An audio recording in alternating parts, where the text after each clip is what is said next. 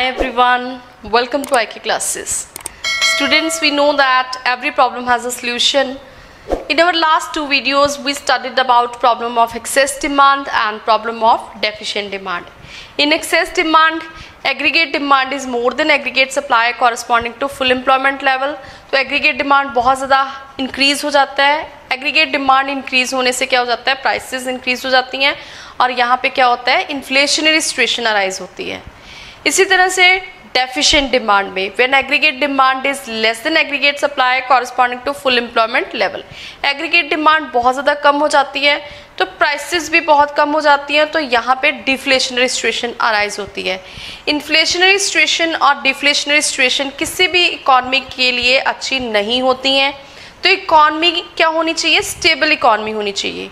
तो इकॉनमी को स्टेबल करने के लिए मीन टू से एक्सेस डिमांड और डेफिशिएंट डिमांड की प्रॉब्लम को सॉल्व करने के लिए वेरियस मेजर्स हैं. वो वेरियस मेजर्स कौन कौन से हैं, मेथड कौन कौन से हैं जिनसे एक्सेस डिमांड और डेफिशिएंट डिमांड की प्रॉब्लम को कंट्रोल किया जा सकता है. Let's start it.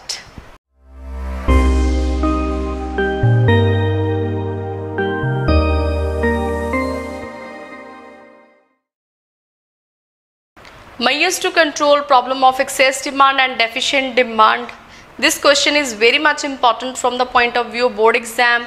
So students, do it very well and do it with more concentration. Now let's start various measures. These measures are of two types, fiscal policy measures and monetary policy measures. Fiscal policy measures are pursued by government. अगर हम India की बात करें तो government of India adopts these fiscal measures and monetary policy measures are pursued by central bank. Central bank अगर India की बात करें तो इंडिया का सेंट्रल बैंक है reserve bank of India. So reserve bank of India adopts monetary policy measures. So fiscal policy क्या है? Fiscal policy refers to government's revenue and expenditure policy to control problem of excess demand and deficient demand. इसमें जो है government अपनी revenue और expenditure को इस तरह से कंट्रोल करता है, इस तरह से पॉलिसी फ्रेम करता है कि एक्सेस डिमांड और डेफिशिएंट डिमांड की प्रॉब्लम सॉल्व हो सके. फिस्कल पॉलिसी मेजर्स जो हैं ये टू टाइप्स के हैं, change in government expenditure and change in taxes.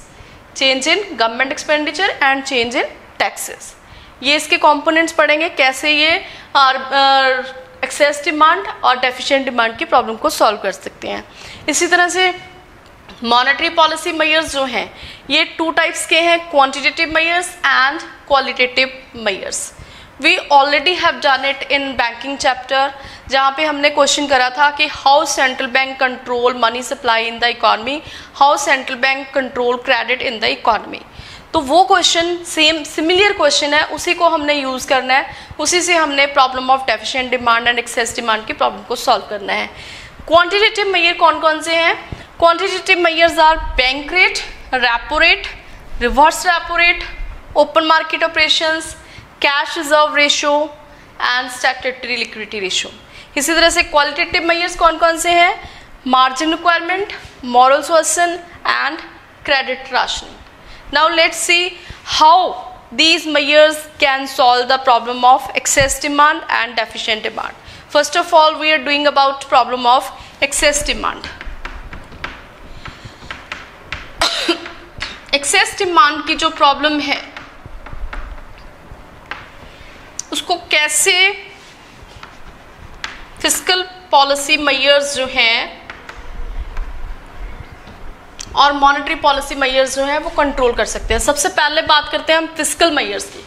Fiscal measures की बात करनी है हमने तो यहाँ पे क्या है, एक्सेस डिमांड है. एक्सेस डिमांड का मतलब क्या है, एग्रीगेट डिमांड जो है वो बहुत ज़्यादा है, एग्रीगेट डिमांड बहुत ज़्यादा है. तो एग्रीगेट डिमांड को हमने रिड्यूस करना है. तो एग्रीगेट डिमांड तभी रिड्यूस होगी अगर लोगों के पास कैश इन हैंड जो है वो कम से कम हो जाए, मीन टू से मनी सप्लाई कम हो जाए. तो यहाँ पे गवर्नमेंट जो है फिस्कल पॉलिसी मेजर्स में सबसे पहले क्या करेगी, change in government expenditure. Government जो है एग्रीगेट डिमांड का कंपोनेंट है ये, तो यहाँ पे अगर गवर्नमेंट अपना एक्सपेंडिचर जो है उसको क्या कर दे, डिक्रीज कर दे। गवर्नमेंट एक्सपेंडिचर अगर डिक्रीज हो जाए, गवर्नमेंट एक्सपेंडिचर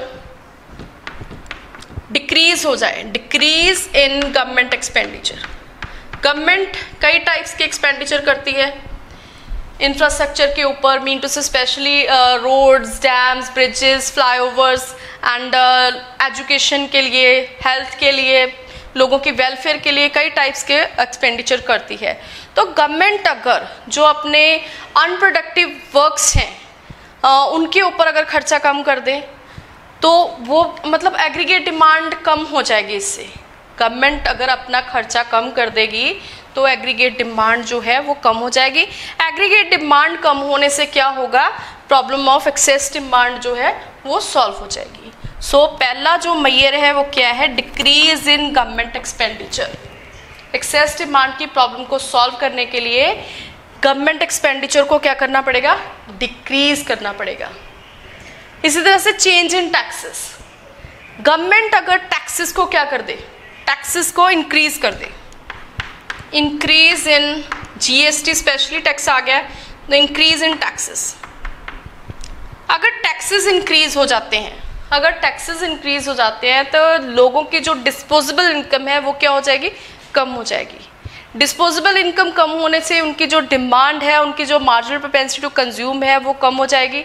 तो यहाँ पे कंजप्शन एक्सपेंडिचर कम हो जाएगा। तो कंजप्शन एक्सपेंडिचर कम हो गया तो ऑटोमेटिकली एग्रीगेट डिमांड भी है जो वो भी क्या हो जाएगी, कम हो जाएगी। तो गवर्नमेंट को क्या करना चाहिए, टैक्सेस को इंक्रीज करना चाहिए। जब प्रॉब्लम ऑफ एक्सेस डिमांड हो तो गवर्नमेंट ने 2 फिस्कल पॉलिसी मेजर्स अडॉप्ट करने हैं। फर्स्ट जो है वो क्या करना है, डिक्रीज इन गवर्नमेंट एक्सपेंडिचर करना है। सेकेंडली क्या करना है, इंक्रीज इन टैक्सेस। इसी तरह से एक्सेस डिमांड की प्रॉब्लम को सॉल्व किया जा सकता है इन टूल्स की हेल्प से, मॉनेटरी पॉलिसी मेजर्स के टूल्स की हेल्प से। सबसे पहले हम क्वांटिटेटिव मेजर्स में कर रहे हैं बैंक रेट और रेपो रेट। अब बैंक रेट क्या होती है, it is the rate at which central bank gives loans to the commercial banks. तो जब रेपो रेट, ये जो रेपो रेट है ये भी वही चीज़ है, it is rate at which central bank gives loans to the commercial banks.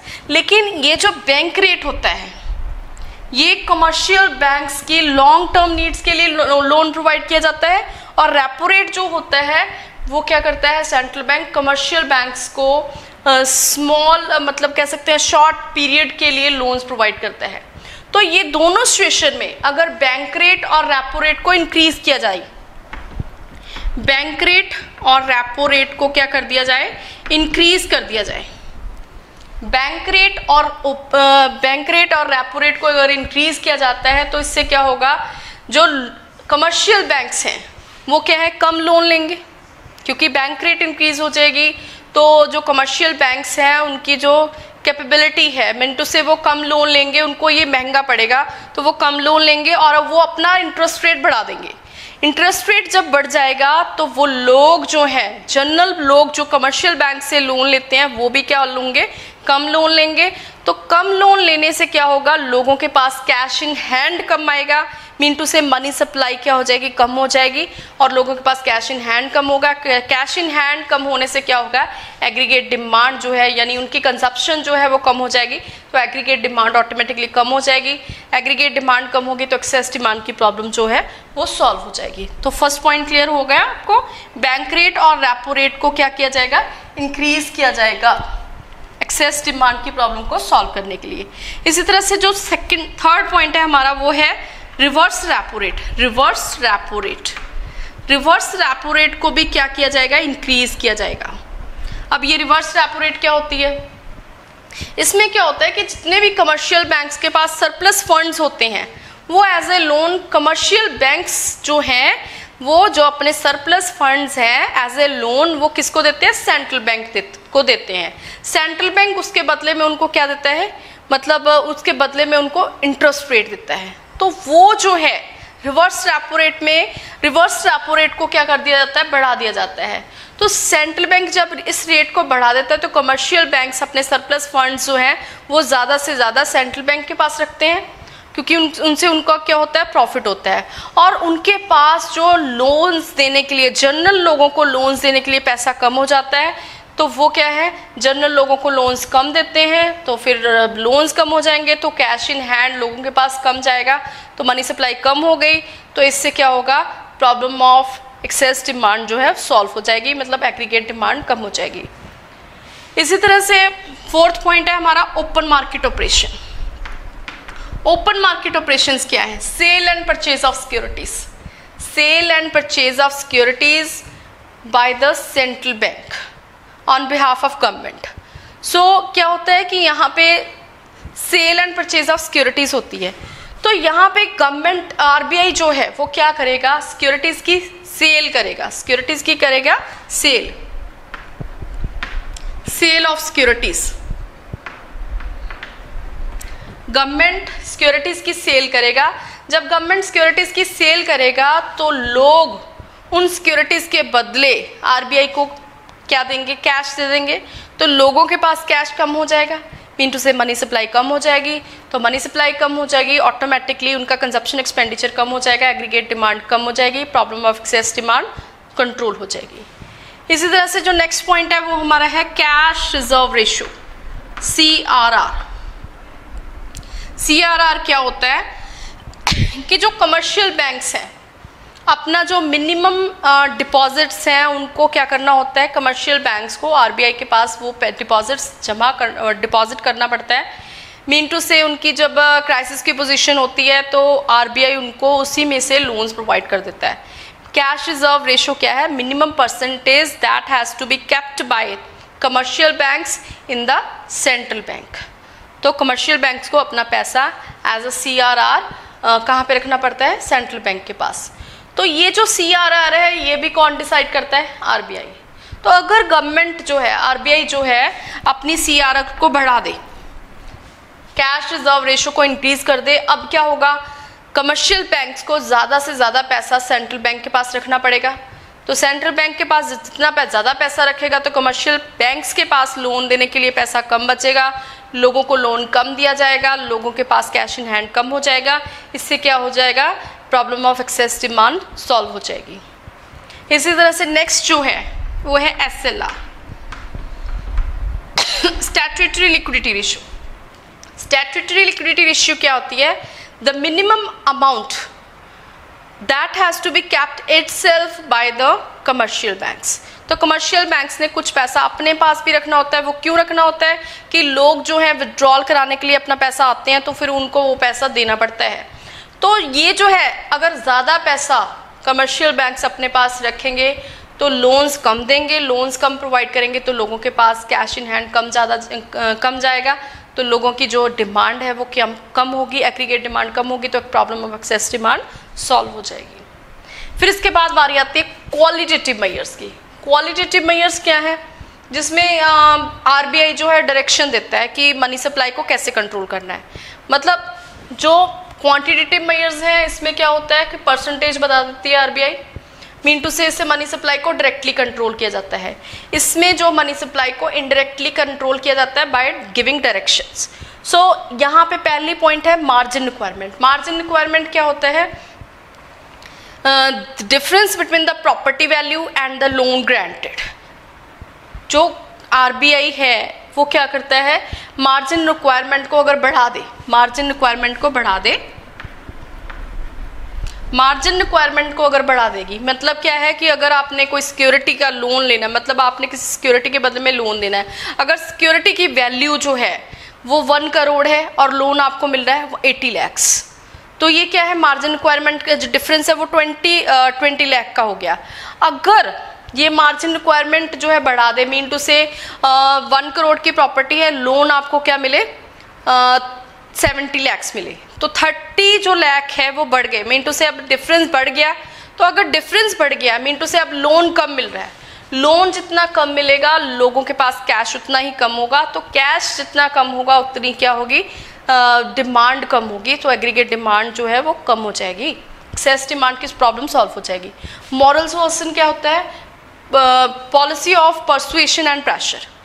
जो आरबीआई है वो सेंट्रल बैंक जो है कमर्शियल बैंक्स को क्या करता है, या तो प्रेशर से या फिर प्यार से अपनी पॉलिसीज़ को मनवाता है कि ये पॉलिसीज़ जो हैं आपने अडॉप्ट करनी है, किन किन एरियाज़ में आपने लोन्स कम देने हैं और किन एरियाज़ में लोन ज़्यादा देने हैं, वो गवर्नमेंट अडॉप्ट करती है। तो यहाँ पे एक्सेस डिमांड की सिचुएशन में आरबीआई जो है, स्पेशली जो कमर्शियल बैंक्स है, उनको क्या करता है, एडवाइस देता है या फिर कह सकता है प्रेशर डालता है कि इन एरियाज़ में आपने, इन लोगों को आपने स्पेकुलेटिव एक्टिविटीज़ के लिए लोन्स प्रोवाइड नहीं करने हैं, कम प्रोवाइड करने हैं। इसके बाद आता है क्रेडिट राशनिंग। क्रेडिट राशनिंग में क्या होता है कि कोटा फिक्स कर दिया जाता है, मीन टू से एग्रीकल्चर सेक्टर के लिए या इंडस्ट्रियल सेक्टर के लिए जो कोटा लिमिट है वो फिक्स कर दी जाती है कि इस जो सेक्टर है इसको ज़्यादा लोन प्रोवाइड करने हैं, इसको कम लोन प्रोवाइड करने हैं। तो इस सिचुएशन में एक्सेस डिमांड की सिचुएशंस में लोन्स जो है वो कम प्रोवाइड करने के लिए कमर्शियल बैंक्स को प्रेशर डाला जाता है। तो क्रेडिट राशनिंग में उनकी जो क्रेडिट की लिमिट है वो कम फिक्स कर दी जाती है। तो ये तो थे different methods to control excess demand. तो यही मेथड हम प्रॉब्लम ऑफ डेफिशिएंट डिमांड के लिए भी सॉल्व कर सकते हैं।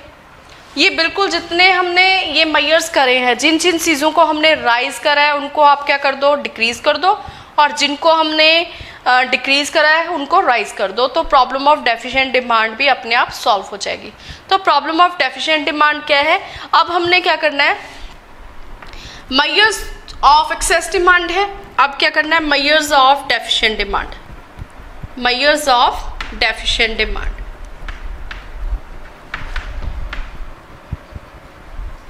अब हम बात करेंगे सबसे पहले वही फिस्कल पॉलिसी मेजर्स की। फिस्कल पॉलिसी मेजर्स, तो चेंज इन गवर्नमेंट एक्सपेंडिचर। तो यहाँ पे मैंने गवर्नमेंट एक्सपेंडिचर को क्या करने को बोला था कि एक्सेस डिमांड है, डिमांड ज़्यादा है, उसको हमने कम करना है। अब क्या है, अब डेफिशिएंट डिमांड है, मतलब एग्रीगेट डिमांड कम है, अब अपने उसको ज़्यादा करना है, अब बढ़ाना है, उसको कंट्रोल करना है। तो यहाँ पे क्या होगा, सबसे पहले जो पहला पॉइंट होगा, यहाँ पे हमने गवर्नमेंट एक्सपेंडिचर को क्या करा था, डिक्रीज करा था, तो यहाँ पे क्या कर देंगे, इंक्रीज इन गवर्नमेंट एक्सपेंडिचर। अब हमने एग्रीगेट डिमांड को बढ़ाना है, मतलब एग्रीगेट डिमांड ऑलरेडी कम है, उसको अपने नॉर्मल एग्रीगेट डिमांड लेवल के ऊपर लेके जाना है, स्टेबिलिटी लाने के लिए इकोनॉमी में। तो यहाँ पे क्या होगा, increase in government expenditure. Government के जितने भी एक्सपेंडिचर हैं उनको क्या करना है, इंक्रीज करना है। तो जब गवर्नमेंट एक्सपेंडिचर इंक्रीज होगा, ये एग्रीगेट डिमांड का क्या है, कंपोनेंट है। तो कंपोनेंट, एग्रीगेट डिमांड का अगर कंपोनेंट इंक्रीज हो गया तो एग्रीगेट डिमांड ऑटोमेटिकली क्या हो जाएगी, इंक्रीज हो जाएगी। प्रॉब्लम ऑफ डेफिशिएंट डिमांड क्या हो जाएगी, सॉल्व हो जाएगी। फिर सेकंड पॉइंट हमारा क्या था, यहाँ पे इंक्रीज इन टैक्सेस। हमने टैक्सेस को क्या करा था, इंक्रीज करा था ताकि एग्रीगेट डिमांड कम हो जाए। अब क्या है, अब डेफिशिएंट डिमांड की प्रॉब्लम है, एग्रीगेट डिमांड ऑलरेडी कम है, उसको हमने बढ़ाना है। तो यहाँ पे क्या है, डिक्रीज इन टैक्सेस कर दो आप, डिक्रीज इन टैक्सेस। टैक्सेस को जब डिक्रीज किया जाएगा तो लोगों की जो डिस्पोजेबल इनकम है वो बढ़ जाएगी। तो लोगों की डिस्पोजेबल इनकम, मीन टू से अब टैक्सेस उनको कम देने पड़ रहे हैं, तो उनकी रियल इनकम जो है वो बढ़ जाएगी, तो वो उससे क्या करेंगे, ज़्यादा डिमांड करेंगे चीज़ों की, तो एग्रीगेट डिमांड ऑलरेडी बढ़ जाएगी और कह सकते हैं नॉर्मल सिचुएशन में आ जाएगी। फिर इसके बाद ये तो होती है हमारे फिस्कल पॉलिसी मेजर्स। फिर इसके बाद अपने आते हैं मॉनेटरी पॉलिसी मेजर्स। इसमें क्वांटिटेटिव और क्वालिटेटिव हैं। तो सबसे पहले क्वांटिटेटिव की बात करते हैं। जिन जिन चीज़ों को हमने इंक्रीज करा था उनको हमने क्या कर देना है, डिक्रीज कर देना है। अब यहाँ पे पहली बात आती है बैंक रेट और रेपो रेट। बैंक रेट और रेपो रेट क्या थे, कमर्शियल बैंक्स को लोन देते हैं सेंट्रल बैंक। बैंक रेट क्या है, it is the rate at which central bank gives loans to the commercial banks for long term need. और repo rate क्या है, it is the rate at which central bank gives loans to the commercial banks for short term needs. तो इनको क्या किया जाएगा, decrease किया जाएगा। जब इनको डिक्रीज किया जाएगा तो जो कमर्शियल बैंक्स हैं वो ज़्यादा से ज़्यादा लोन लेंगे, उनको लोन सस्ता पड़ेगा तो वो ज़्यादा से ज़्यादा लोन लेंगे, तो कमर्शियल बैंक्स के पास क्रेडिट मिंटू से उनके पास बढ़ जाएगा पैसा, तो वो भी ज़्यादा से ज़्यादा लोन आगे प्रोवाइड करेंगे, वो भी इंटरेस्ट रेट को कम कर देंगे। तो लोग जो हैं वो ज़्यादा से ज़्यादा लोन लेंगे, तो लोगों के पास जो कैश इन हैंड है बढ़ जाएगा, मनी सप्लाई बढ़ जाएगी। तो मनी सप्लाई बढ़ने से क्या होगा, एग्रीगेट डिमांड जो है वो बढ़ जाएगी, यानी नॉर्मल सिचुएशन में आ जाएगी। तो यहाँ पे बैंक रेट और रेपो रेट को क्या करना है, डिक्रीज करना है। फिर इसके बाद थर्ड पॉइंट है हमारा reverse repo rate. Reverse repo rate को अब क्या किया जाएगा, डिक्रीज किया जाएगा। मीन टू से अब जो सेंट्रल बैंक जो कह सकते हैं जो कमर्शियल बैंक्स हैं वो अपने सरप्लस फंड्स आरबीआई के पास रखते थे और आरबीआई उसके बदले में क्या देता था, उनको रेट देता था, reverse repo rate. Mean to say उनको यानी उल्टा कमर्शियल बैंक्स आरबीआई को लोन देते थे, उसके बदले में आरबीआई उनको क्या देता था, इंटरेस्ट रेट। तो यहाँ पे क्या है, वो उसको क्या किया जाएगा, कम किया जाएगा। तो कमर्शियल बैंक सोचेंगे हमें तो कोई प्रॉफिट होने वाला नहीं है, तो वो ज़्यादा से ज़्यादा लोगों को लोन प्रोवाइड करेंगे, और लोगों को लोन प्रोवाइड करने से क्या होगा कि लोगों के पास कैश इन हैंड बढ़ जाएगा और मनी सप्लाई बढ़ जाएगी। तो मनी सप्लाई बढ़ने से डिमांड क्या है, बढ़ जाएगी, डेफिशिएंट थी बढ़ जाएगी।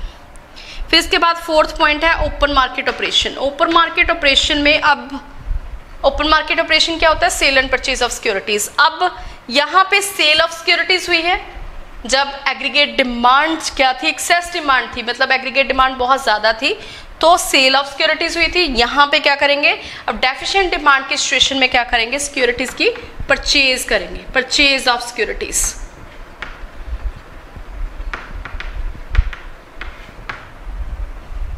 Purchase of securities. अब सेंट्रल बैंक जो है लोगों से, जनरल लोगों से क्या करेगी, सिक्योरिटीज की परचेज करेगी। मीन टू से उसके बदले में उनको क्या दे देगी, कैश दे देगी।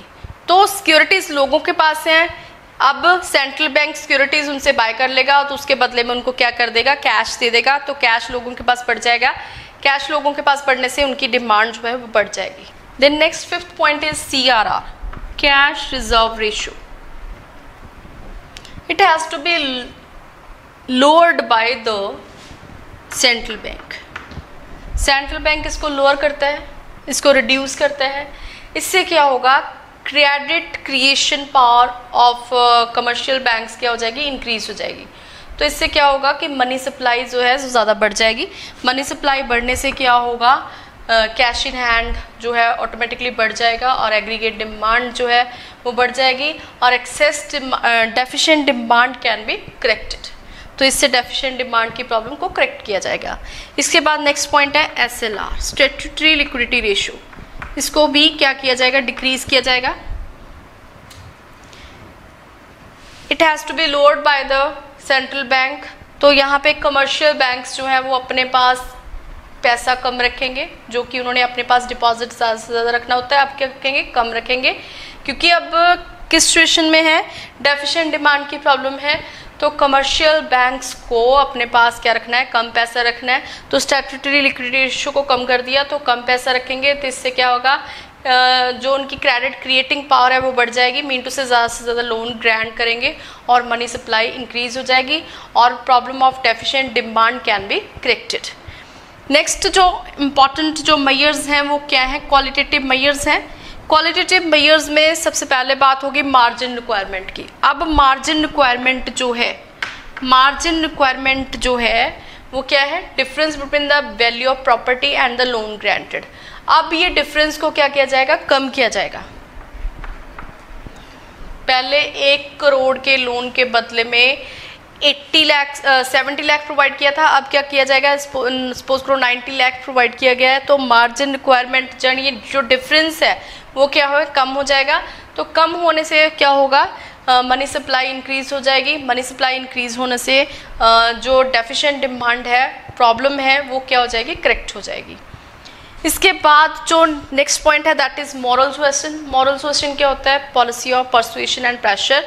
तो जो गवर्नमेंट आरबीआई है वो जो कमर्शियल बैंक्स हैं उनको लोन्स ग्रांट करने के लिए क्या करेगी, ज़्यादा से ज़्यादा लोन ग्रांट करने के लिए कह सकते हैं प्रेशर डालेगी, या फिर उनको बोलेगी कि अपने रूल्स को फॉलो करने के लिए उनके ऊपर प्रेशर डाल सकती है कि इन एरियाज़ में आपने ज़्यादा से ज़्यादा लोन्स जो है वो प्रोवाइड करने हैं। अब क्या है, ज़्यादा से ज़्यादा बिजनेस एक्टिविटीज़ के लिए लोन्स प्रोवाइड करने हैं ताकि लोगों के पास जो है ज़्यादा से ज़्यादा कैश पहुँचे और उनकी जो डिमांड है वो बढ़ जाए और डेफिशिएंट डिमांड की प्रॉब्लम करेक्ट हो जाए। फिर इसके बाद क्रेडिट राशनिंग। क्रेडिट राशनिंग में जो लोन्स के लिए कोटा फिक्स किया जाता है, तो अब जो कोटा लिमिट है वो क्या कर दी जाएगी, डिक्रीज कर दी जाएगी। पहले कोटा लिमिट जब ये था कह सकते हैं एक्सेस डिमांड की प्रॉब्लम में, तो कोटा लिमिट जो थी वो फिक्स कर दी गई थी। अब कोटा लिमिट को डिक्रीज कर दिया गया। मीन टू से अब जो है मैन्युफैक्चरिंग सेक्टर को या फिर कह सकते हैं फार्मिंग सेक्टर को या इंडस्ट्रियल सेक्टर को सबसे ज़्यादा से ज़्यादा लोन्स प्रोवाइड किए जाएंगे बिजनेस एक्टिविटीज़ के लिए। तो ज़्यादा से ज़्यादा लोन प्रोवाइड करने से क्या होगा, कैश इन हैंड बढ़ेगा, मनी सप्लाई इंक्रीज होगी और problem of deficient demand can be corrected. So these are the various methods to control the problem of excess demand and deficient demand. And if you have any type of doubt, you can ask me in comment section. And ये जो monetary measures हैं, especially ये वाले monetary measures हैं, इनको मैंने ज़्यादा detail में कराया था जब हमने बैंकिंग चैप्टर किया था। तो अभी मैंने इसको ऐसे ही करा दिया क्योंकि वो हमने ऑलरेडी कर रखे हैं। तो वो वाली वीडियो जो है how central bank can control money supply in the economy और how central bank can control credit in the economy, उस वीडियो का लिंक जो है वो मैंने डिस्क्रिप्शन बॉक्स में डाल दिया है। तो आप उस वीडियो को ध्यान से देखना, समझना, और आई थिंक सो और भी ज़्यादा आपको क्लियर हो जाएंगे। और बहुत सारे शॉर्ट आंसर टाइप क्वेश्चंस करने के लिए आपको वो वीडियोज़ है वो काफ़ी ज़्यादा कह सकते हैं सपोर्ट करेगी। तो if you like my videos then subscribe my channel and keep watching my videos. Thank you so much.